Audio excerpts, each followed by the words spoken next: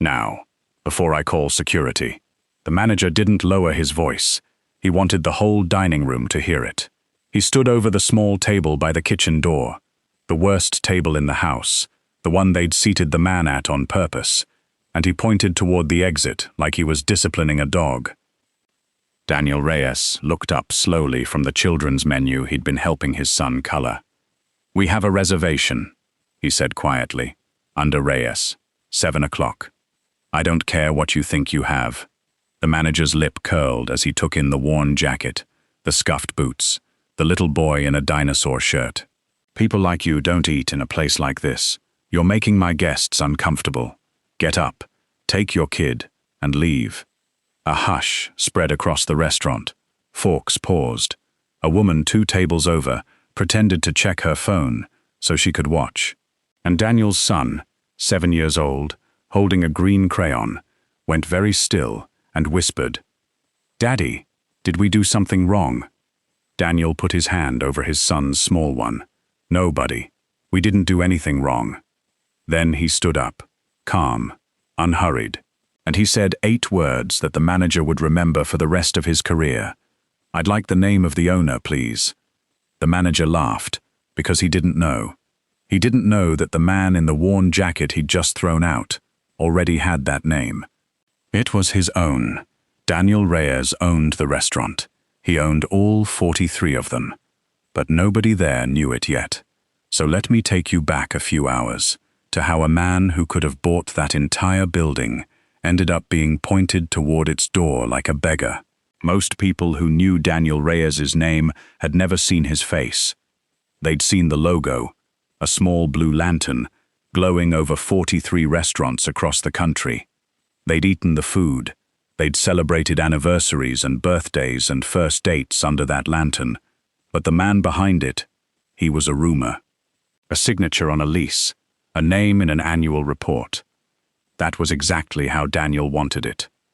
Because 11 years earlier, before the lantern, before any of it, Daniel Reyes had been a line cook, working doubles, sleeping in a car for 2 months after a landlord changed the locks. He remembered every manager who had ever looked through him, every customer who'd snapped their fingers at him, every time someone had decided, in a single glance, that he was furniture. So when he finally built something of his own, he made one private rule. A few times a year, unannounced, he would walk into one of his own restaurants, dressed as the man he used to be, the man nobody looked at twice, and he would find out what his company was really like when it didn't know the boss was in the room. That night, the restaurant was the flagship, the crown jewel, and Daniel had a second reason for coming. It was his son Mateo's 7th birthday. "Do they have the noodles here, Dad?" Mateo asked in the car, bouncing. "The long ones? The really long ones?" "They have the longest noodles in the whole city," Daniel said, smiling.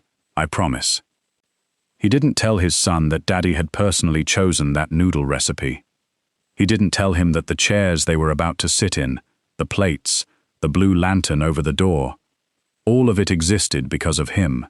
To Mateo, Daddy was just the guy who worked long hours, made the best grilled cheese in the world, and never, ever missed a birthday. And that, to Daniel, was the only review that had ever mattered. He parked 2 blocks away. He always did. He pulled on the worn jacket, the real one, the old one, took his son's hand, and walked toward the blue lantern, glowing softly in the evening dark. The trouble started at the host stand, the way it so often does, not with a slam, but with a pause. The host looked up, took in the jacket and the boots, and the child in the dinosaur shirt, and his welcoming smile flickered, just slightly, before he recovered it.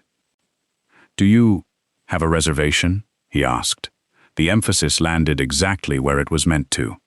"Reyes, 7 o'clock, table for 2. Daniel smiled warmly. "It's my son's birthday." The host scanned the screen. The reservation was right there, but he scanned it twice, then a third time, the way people do when the truth in front of them doesn't match the story in their head. "This way," he said finally. He walked them past the good tables, the window tables, the warm ones near the fireplace, all the way to the back. to a small two-top wedged beside the swinging kitchen door, where servers banged in and out, and the light was harsh, and the heat from the pass rolled over you in waves. "Here," the host said, and left before Daniel could respond. Matteo climbed into the wobbly chair, delighted anyway, because he was 7 and it was his birthday and the noodles were coming. "This is a great table, Dad. We can see the kitchen." Daniel looked at his son's face, genuinely, completely happy, and decided not to say a word about it. "Best seat in the house," he agreed softly. But he was watching now, really watching, the way the servers rolled their eyes as they passed his table, the way his water glass sat empty for 15 minutes, while nearby tables were refilled twice, the way a bread basket landed at every table but his. Small things, always small things, the kind of cruelty that leaves no marks and can always be explained away as an accident. Daniel knew that language fluently. He had been fluent in it his whole life. He said nothing. He waited, and he watched his company reveal itself, one small unkindness at a time. Then the manager arrived. His name was Preston, and Preston ran the flagship the way a man runs a kingdom he mistakes for his own. Pressed suit, practiced smile for the right people, and a radar, finely tuned over the years, for anyone he decided didn't belong. He'd been watching the back table for 10 minutes, the worn jacket, the kid, the empty water glass he had personally instructed no one to fill, and he had decided, the way Preston always decided, that this was a problem to be removed before it embarrassed him in front of the real guests. He crossed the dining room with purpose. "Sir." He didn't sit. He didn't lower himself. He stood over the table, arms folded. "I'm going to need to see some form of payment, up front, before any food comes out." Daniel looked up calmly.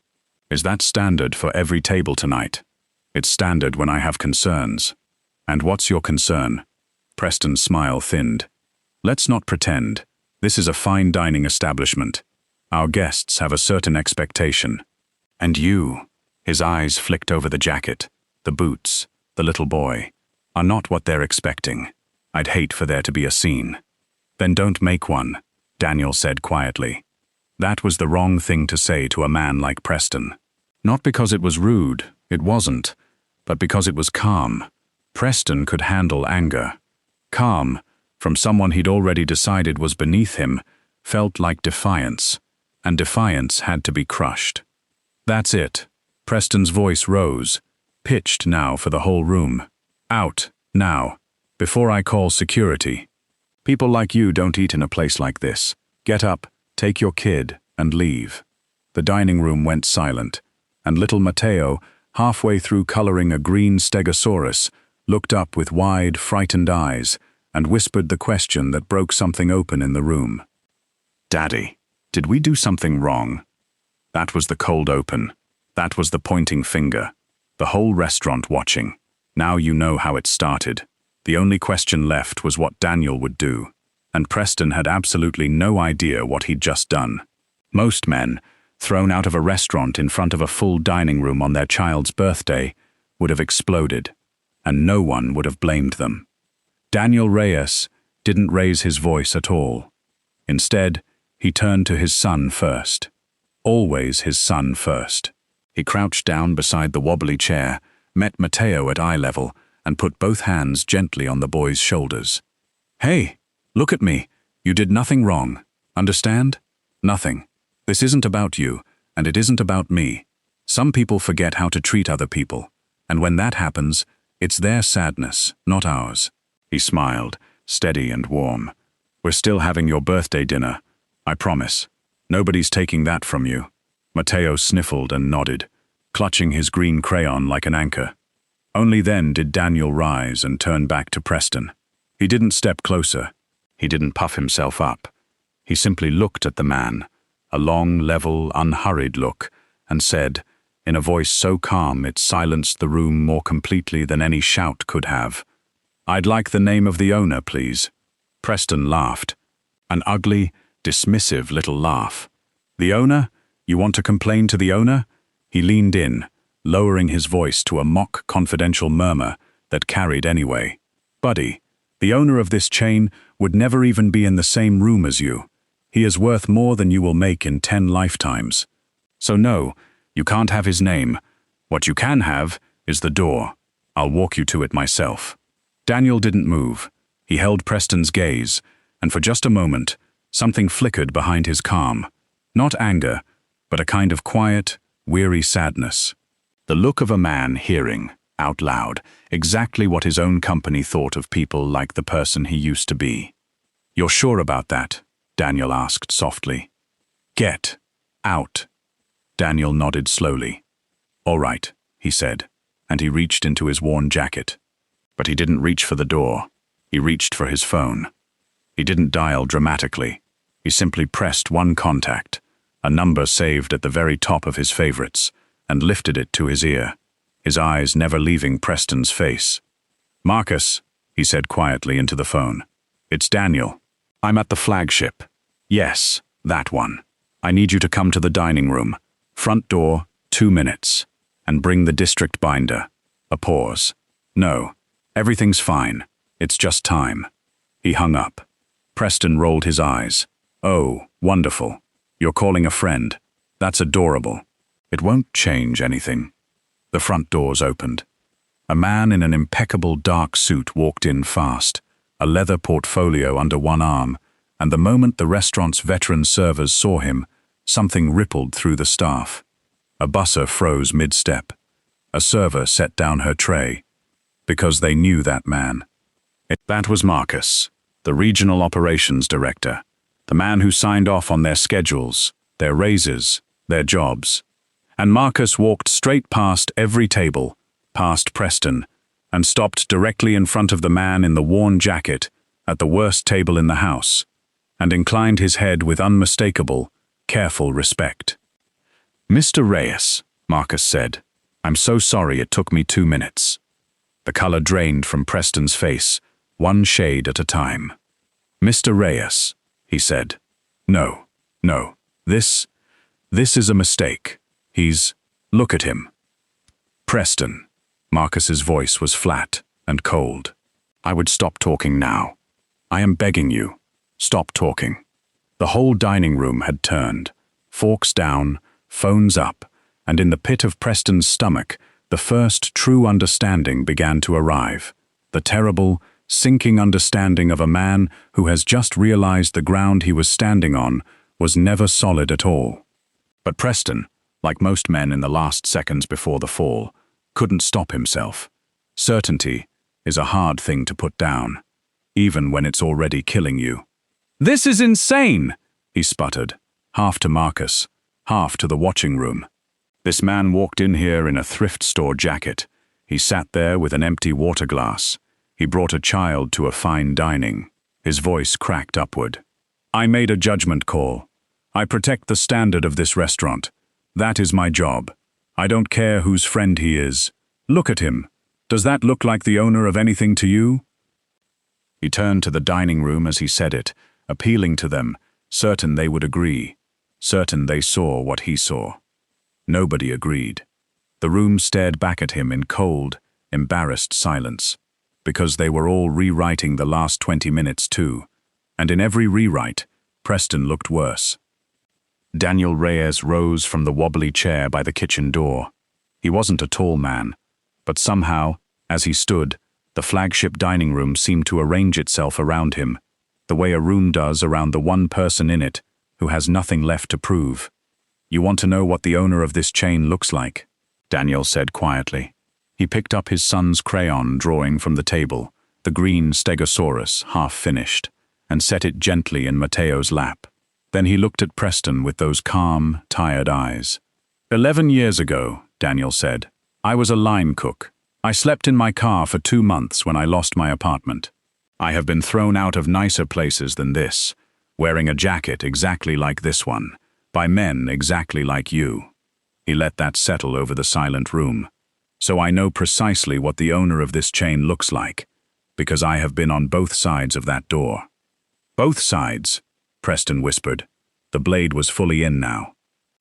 Daniel reached into the worn jacket one last time, and this time he pulled out a slim black card and set it on the table beside the crayon drawing, face up, where the whole room could see the small blue lantern embossed in the corner. The same lantern glowing over the front door, the same one on every plate, the same one on all 43 restaurants. Mine near the front, a fork slipped off a plate, and no one flinched. Preston made a sound, not a word, just a small, broken exhale, and reached for the back of a chair to steady himself. "That's not. You can't," he tried. "I can," Daniel said gently. "And I did. I've been sitting at the worst table in my own flagship for 40 minutes, Preston, watching my staff decide who deserves bread and who doesn't, watching who gets their water refilled, watching you point my son toward the door on his 7th birthday and tell a 7-year-old, that people like him don't belong in a place like this." He shook his head slowly. "You said the owner would never be in the same room as someone like me." A pause. "You were talking to him the entire time." Matteo, who understood only that the mean man had gone very pale and that his daddy was standing tall and everyone was quiet, tugged Daniel's sleeve. "Dad, is it your restaurant? For real?" Daniel looked down, and every hard line in his face softened at once. "Yeah, buddy," he said, "for real. Want to know a secret? I made the noodles just for kids like you." And Matteo's face split into the widest, most delighted grin in the entire building, the only genuinely happy face in a room full of people who had just watched a man's certainty collapse into dust. Here is where a lesser man would have destroyed Preston completely, fired him on the spot, walked him to the door, and let him make the long, humiliating walk out under 40 pairs of eyes, the way Preston had tried to do to a father and his little boy. It would have been justice. The whole room was braced for it. Some of them wanted it. Daniel Reyes did something harder. He turned to Marcus. "Preston is suspended, effective now. He'll meet with me at the head office on Monday." Then he paused and added the part nobody expected. "And before that meeting, he's going to spend 1 full week working the dish pit and bussing tables at our smallest location. Not as punishment, as a reminder. Because somewhere along the way, he forgot what it feels like to be the person nobody looks at." He met Preston's eyes. If he can remember that, really remember it, there might still be a place for him here. If he can't, there won't. That part's up to him. Preston's composure shattered. He sank into the nearest chair, his face in his hands. "Mr. Reyes, I'm so sorry. I don't have any excuse. I don't." "No," Daniel agreed quietly. "You don't. But listen to me, because this matters more than the apology." He crouched, so he was speaking to Preston at eye level, the same way he'd crouched for his frightened son 20 minutes earlier. "I'm not angry because of how you treated me. I own the place. I was never really in danger. I'm angry because of every other person who's ever sat at that back table, the ones who weren't the owner, who just had to take it and swallow it and leave. They're the ones you owe, not me." He stood.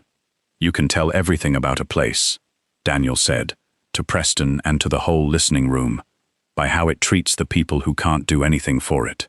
Remember that. It's the only standard in this restaurant that actually matters." What happened next, the flagship staff would talk about for years. Daniel Reyes didn't leave. He picked up his son, walked to the best table in the house, the big one by the fireplace, the warm one, and sat down. And then the veteran servers, the ones who'd been there long enough to remember what the company was supposed to stand for, gathered around that table like it was the only one in the room. The longest noodles in the city came out first, then a slice of chocolate cake with a single candle, carried by Marcus himself, because some things a director should do personally. The whole warm corner of the restaurant sang happy birthday to a 7-year-old in a dinosaur shirt, and Matteo laughed so hard he nearly knocked over his water, which, this time, 3 different servers rushed to refill.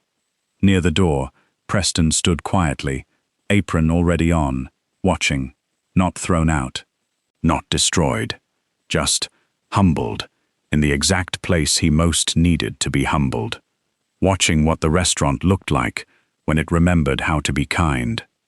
As they finally left, full and happy, and long past Matteo's bedtime, the boy looked up at his father, under the blue lantern glowing over the door. "Dad," he said sleepily, "that man was really mean at first, but you were nice to him anyway, even after." Daniel scooped his son up, settling him against his shoulder. "You know why?" "Why?"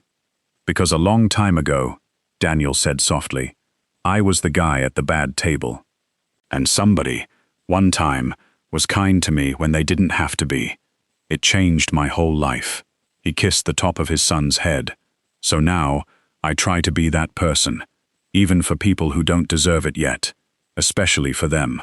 Matteo yawned. "That's a good rule, Dad."